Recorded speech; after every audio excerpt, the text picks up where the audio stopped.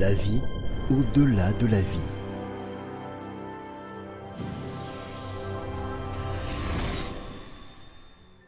Une fois, en visite chez son grand-père, Yann le trouva en compagnie de l'Allemand Hans. « Grand-père, je me souviens que tu détestais les Allemands sur Terre.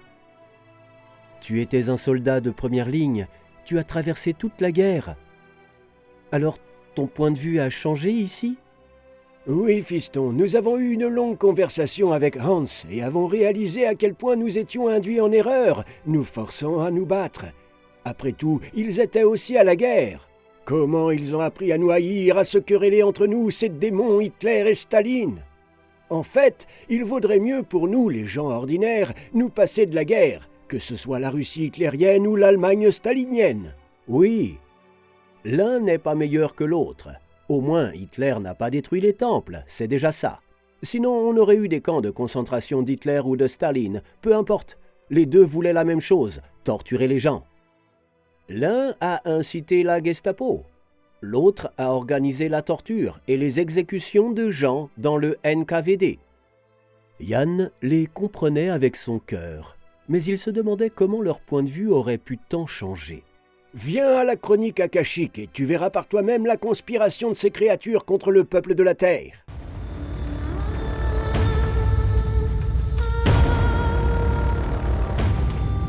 Ils se trouveront au XVIIIe siècle, au rassemblement des démons, dans une salle sombre, avec une atmosphère oppressante, des squelettes accrochés au mur et des corps humains mutilés.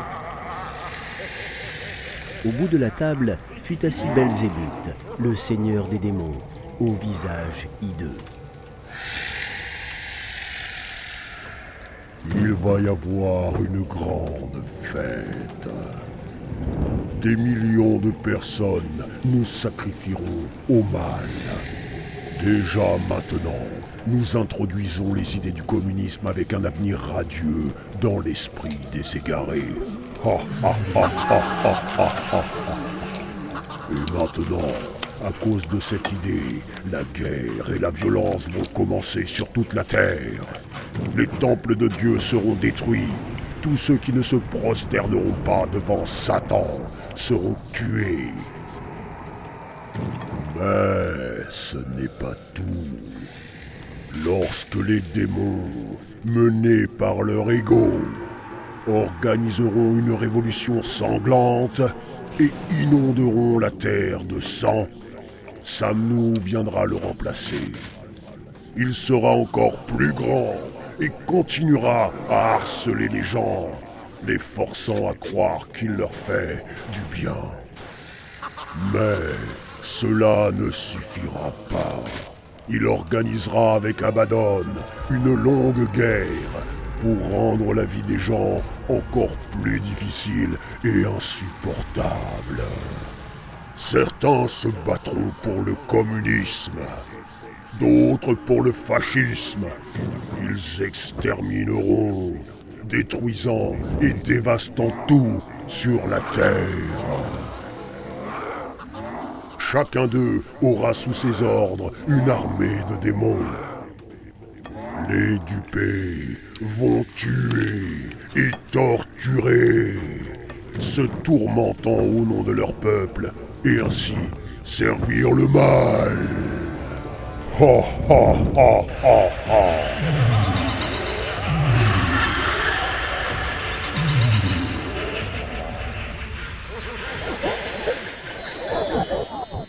Tu vois, mon petit-fils, comment l'histoire se fait en réalité.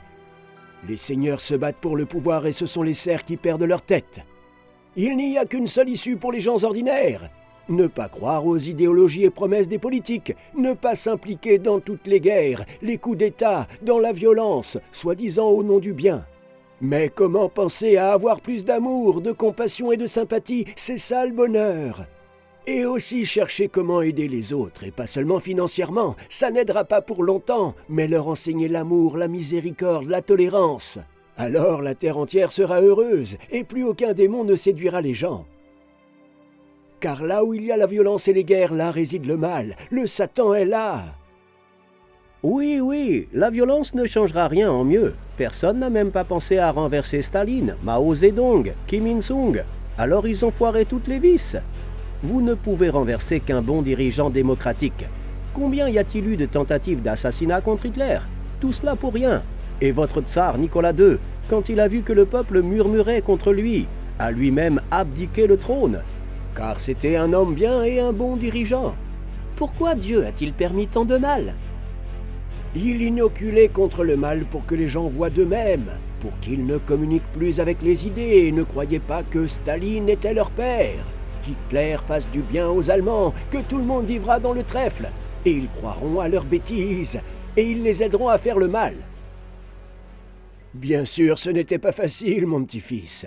Mais la compréhension, même tardivement, est venue. Lorsque nous nous incarnerons avec Hans, nous voulons devenir prédicateurs. Si, nous allons apprendre à aimer et nous servirons d'exemple aux autres. Moi, j'étais à Leningrad assiégé. Là aussi, Staline organisa le supplice du peuple. Après tout, il pourrait se rendre volontairement. Il y aurait une ville occupée comme Kiev, Odessa. Le régime allemand n'était pas pire que celui de Staline. Mais le peuple n'aurait pas souffert. Les gens ne seraient pas morts. Mais tout cela était couvert par l'idée de la prouesse. Les démons ont besoin de tels exploits de Moudjahid pour justifier leur atrocité avec de nobles idées. Mais à présent, tout est fini?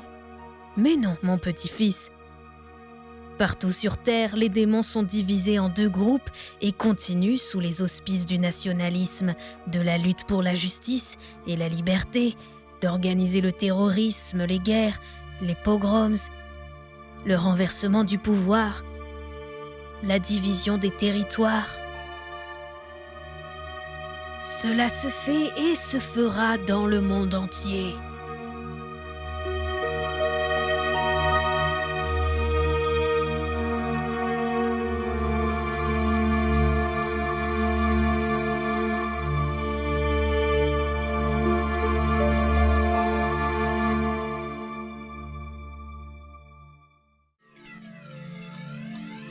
Le dessin animé est basé sur le livre La vie au-delà de la vie.